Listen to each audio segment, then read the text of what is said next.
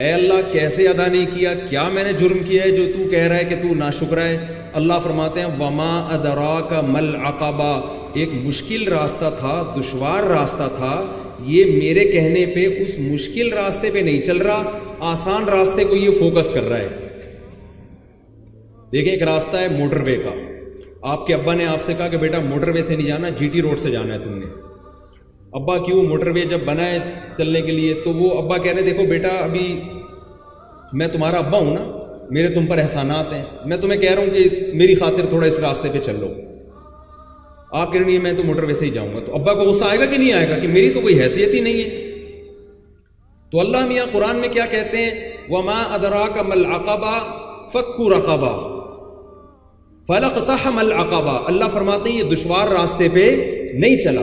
وہ دشوار راستہ کیا ہے؟ ایک ہے خواہشات کا راستہ، جتنا کما رہا ہوں میرا پیٹ بھرے گا، میری جیب بھرے گی، میں اس میں سے کسی اور کے لیے خرچ نہیں کروں گا، میں اپنی تمام خواہشات کو پورا کروں گا اسی دنیا میں۔ یہ آسان راستہ ہے، یہ ان لوگوں کا راستہ ہے جو ان آنکھوں کو اللہ کی نعمت نہیں مانتے، یہ ان لوگوں کا راستہ ہے جو اس زبان کو اللہ کی نعمت نہیں مانتے۔ قرآن کہہ رہے جو ان نعمتوں کو ہماری نعمت مانتے ہیں وہ دشوار راستے کو اختیار کرتے ہیں۔ فوراً سوال ہوتا ہے کہ اللہ کون سا دشوار راستہ، کون سا راستہ؟ اللہ فرماتے ہیں فک رقبہ، وہ دشوار راستہ یہ ہے کہ انسانیت کو غلامی کے طوق سے آزاد کروایا جائے، کیونکہ نبی صلی اللہ علیہ وسلم کے دور میں غلام ہوا کرتے تھے۔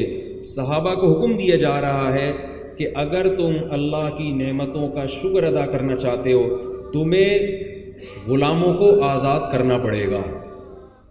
تو آپ بتائیے، اللہ نے اسلام کا نام رکھا دشوار راستہ، اور پھر دشوار راستے کی جو ڈیفینیشن بیان کی اللہ تعالیٰ نے وہ کیا بیان کی ہے؟ انسانیت کی خدمت۔ میں سمجھا پا رہا ہوں اپنی بات؟ آج یہ چیز ہماری زندگی سے نکل گئی۔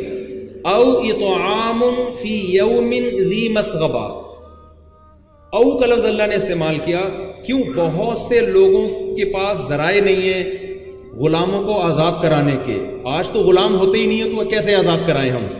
اس لیے اللہ نے فرمایا اس کا الٹرنیٹ بھی ہے، اطعام فی یوم ذی مسغبہ، ذی مسغبہ بھوک والے دن میں بھوکے کو کھانا کھلانا۔ کیا مطلب؟ بعض ایسے ایام آتے ہیں جن میں لوگ بھوکے ہو جاتے ہیں، دنیا پہ ایسے احوال آتے رہیں گے۔ اور یہ خوب سمجھ لیجئے کہ قرآن نے جہاں بھی اطعام کا لفظ استعمال کیا نا، کھانا کھلانے کا، وہاں فقہا کہتے ہیں کہ کھانا کھلانا یہ اصل میں ایک تعبیر ہے ضرورت پوری کرنے سے۔ یہی وجہ ہے کہ آپ فقہ کی کتابوں میں پڑھتے ہیں کہ قرآن مجید میں قسم توڑنے کا کفارہ بیان کیا گیا ہے 10 غریبوں کو 2 ٹائم کا کھانا۔ وہاں فقہا، آپ اصول فقہ کے طلبہ بیٹھے ہوں گے، وہاں بتایا جاتا ہے یہ کھانا محض ایک تعبیر ہے، اگر کوئی غریب کو پیسے دے دے تو وہ زیادہ ثواب ملے گا اس کو، کیونکہ پیسے سے کھانا بھی خرید سکتا ہے، دوا بھی خرید سکتا ہے، کوئی اور ضرورت اگر ہوگی تو وہ بھی پوری کر سکتا ہے۔ کھانا تو ایک تعبیر ہے، ایک علامت کے طور پہ بیان کیا گیا ہے۔ تو ان آیتوں میں اللہ نے اسلام کو جو ڈیفائن کیا وہ انسانیت کی خدمت، پورا قرآن بھرا ہوا ہے۔ اور کیا کہا قرآن نے؟ یوفون بالنذر ویخافون یوما کان شرہ مستطیرا انما نطعمکم لوجہ اللہ لا نرید منکم جزاء ولا شکورا۔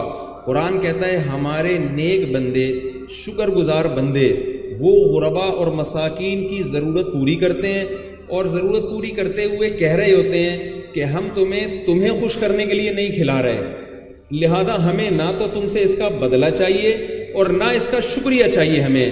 انما نطعمکم لوجہ اللہ، ہم تمہیں کس کو خوش کرنے کے لیے کھلا رہے ہیں؟ اللہ کو خوش کرنے کے لیے کھلا رہے ہیں۔ تو اسلام اور غیر اسلام، اس میں بڑا فرق کیا ہے؟ اسلام مال خرچ کیے بغیر آپ کا اسلام قبول کرنے کے لیے تیار نہیں ہے۔ نمبر 2، مال خرچ کرنا پڑے گا صرف اور صرف کس کے لیے؟ اللہ کے لیے۔ اور ایک تیسرا فرق بھی، مال خرچ کرنا، بار بار کرنا اور کرتے رہنا، ینفقون، کرتے رہتے ہیں یہ کام۔ نبی صلی اللہ علیہ وسلم نے ایک دفعہ خواتین میں صدقہ اور خیرات کی اہمیت پر بیان کی، اور آپ دیکھیں کس قوم میں بیان کیا جا رہا ہے جو انتہائی غریب، جو اپنے بچوں کو قتل کر رہے ہیں یہ سوچ کے کہ ان کو کھلائیں گے کہاں سے، ان کو صدقہ اور خیرات کی ترغیب دی جا رہی ہے۔ اب غریب آدمی کیسے صدقہ کرے؟ تو آپ صلی اللہ علیہ وسلم نے فرمایا اتقوا النار ولو بشق تمرۃ۔ یہاں تو بہت سے غریب تھے نا، آپ صلی اللہ علیہ وسلم نے فرمایا آدھی کھجور دے کر بھی اگر کوئی اپنے آپ کو جہنم کی آگ سے بچا سکتا ہے تو یہ موقع بھی ہاتھ سے جانے نہ دے۔ کسی غریب کے لیے اگر یہ ممکن ہے نا کہ بھئی میں کیسے صدقہ کروں، ایک کھجور ہے کوئی بات نہیں، اس ایک کھجور میں آدھی کسی ایسے کو کھلا دے جس کے پاس ایک کھجور بھی نہیں، یعنی اگر کسی کے پاس ایک کھجور ہے نا تو ایسے غریب بھی تو دنیا میں ہوں گے نا جن کے پاس ایک بھی نہ ہو۔ میرے پاس ایک آج آدمی نے مجھ سے پوچھا کہ آپ شادیوں پر اتنا بیان کرتے ہو، غریب آدمی شادی کیسے کرے گا؟ میں نے کہا اپنے سے زیادہ غریب سے کرے گا۔ سمجھ آ رہی ہے بات؟ ایک صاحب میرے پاس آئے، میری 50,000 تنخواہ ہے، اس میں گزارا کہاں ہوتا ہے، آپ شادی گرٹ لگائے رکھتے ہو ہر بیان میں کیسے شادی کروں گا، اتنی غربت میں بیوی کو کیسے پالوں گا؟ میں نے کہا ایسی لڑکی سے شادی کرو جس کا ابا 25,000 میں 6 بیٹیوں کو پال رہا ہے۔ کتنا زبردست پیکج ہے یا نہیں ہے بھائی؟ ایسے لوگ بھی تو ہیں نا کہ وہ 6 بیٹیاں 25 میں نہیں پل رہی اس سے، وہ کہے گا یار چلو 50 والا ایک کو مجھ سے تو اچھا کھلا سکتا ہے نا، آپ کا ایک اسٹینڈرڈ ہی اتنا اونچا ہے۔ تو اگر آپ دنیا میں سب سے زیادہ غریب ہیں تو پھر آپ شادی نہ کریں کہ بھئی دنیا میں مجھ سے زیادہ غریب کوئی بھی نہیں ہے۔ تو میں عرض یہ کر رہا ہوں آپ صدقہ نہ کریں اگر آپ دنیا میں سب سے زیادہ غریب ہیں۔ بعض صحابہ ایسے بھی تھے جو اس وقت سب سے زیادہ غریب تھے۔ ایک صحابی سے ایک غلطی ہو گئی، رمضان میں اپنی زوجہ کے قریب چلے گئے، نبی صلی اللہ علیہ وسلم کے پاس آئے، عرض کیا کہ یا رسول اللہ مجھ سے یہ غلطی ہو گئی۔ آپ نے فرمایا 60 روزوں کا کفارہ۔ انہوں نے عرض کیا میری صحت اجازت نہیں دیتی۔ آپ صلی اللہ علیہ وسلم نے فرمایا 60 مسکینوں کو 2 ٹائم کا کھانا۔ انہوں نے کہا میرے اندر اتنی طاقت، اتنی مالی وسعت نہیں ہے کہ میں 60 مسکینوں کو 2 ٹائم کا کھانا کھلاؤں۔ رسول اللہ صلی اللہ علیہ وسلم نے فرمایا چلو ایسا کرو تھوڑا بہت صدقہ کر دو۔ کچھ بھی نہیں تھا ان کے پاس، تو آپ نے صحابہ سے فرمایا کہ تھوڑا سا لے کر آؤ، ان کے لیے چندہ کرو، پھر ہم ان کے ذریعے کسی غریب کے ساتھ تعاون کروا لیں گے۔ صحابہ نے چندہ کر کے ان کو دیا۔ نبی نے فرمایا یہ رقم مدینہ میں کسی غریب کو دے دو۔ انہوں نے فرمایا مجھ سے زیادہ غریب مدینہ میں کوئی بھی نہیں۔ آپ نے فرمایا کھاؤ، ٹھیک ہے نا، اور نبی مسکرائے بھی۔ تو اگر ہم اتنے غریب ہیں کہ آدھی کھجور بھی ہمارے پاس نہیں ہے تو پھر ٹھیک ہے، میرا خیال ہے ہم میں کوئی اتنا غریب نہیں ہے۔ تو میں آپ ذرا سے گزارش کرتا ہوں کہ اب مجھ سے بھی اچھا خاصا چندہ نکلوا چکے ہیں یہ پاکٹ ویلفیئر ٹرسٹ والے، ورنہ تو آپ کو پتہ ہے کسی ٹرسٹ کے لیے جب آپ چندے کا اعلان کرتے ہیں، عام طور پہ سب کی بات نہیں کر رہا، سفر کرتے ہیں تو اپنا بھی کمیشن ہوتا ہے ایڈورٹائزمنٹ کا، ہوتا ہے کہ نہیں ہوتا، کہ بھئی ہمارا بھی تھوڑا سا، بھئی مجھے کیا ملے گا؟ تو مجھے یہاں کے پتہ چلا مجھے ثواب کے علاوہ کچھ بھی نہیں مل رہا ہے۔ اور آئندہ بھی جو سفر ہے مجھے وہ ہمارے پاس نا ایک صاحب آئے اور اپنے بیٹے کو لے کر، بیٹے نے کاروبار ابا کا بہت بڑھا دیا تھا۔ اکثر ایسا ہوتا ہے نا، بیٹا ابا کے بزنس میں ابا کے کاروبار کو پروموٹ کرتا ہے اور ابا کے لاکھوں سے کروڑوں میں کھیلنے لگتے ہیں، تو پھر بیٹا ابا کی وراثت پہ نظریں ڈالتا ہے کہ مرنے کے بعد سارا مجھے ملے گا، چھوٹے بھائیوں کو نہیں ملے گا۔ شرعی مسئلہ یہ ہے کہ بیٹے نے اگر باپ کے ساتھ تعاون کیا ہے تو اس تعاون میں اس کو وراثت میں الگ سے کچھ نہیں ملتا، شرکت تو نہیں ہے نا اس کی، تو پیسے تھوڑی لگائیں، بس ٹھیک ہے خدمت کی ہے۔ تو اب وہ بیٹا ابا کے ساتھ آ گیا میرے پاس، ابا کہنے لگے کہ بھئی یہ کہہ رہا ہے کہ جب میرا انتقال ہوگا نا تو اس کو زیادہ وراثت ملے گی، دوسروں کو کم ملے گی۔ تو میں نے کہا آپ یہ کہہ رہے ہیں؟ کہتے ہیں ہاں۔ میں نے کہا ایسا تو نہیں ہے، آپ کو اتنا ہی ملے گا جتنے آپ کے دوسرے بھائیوں کا حصہ ہے۔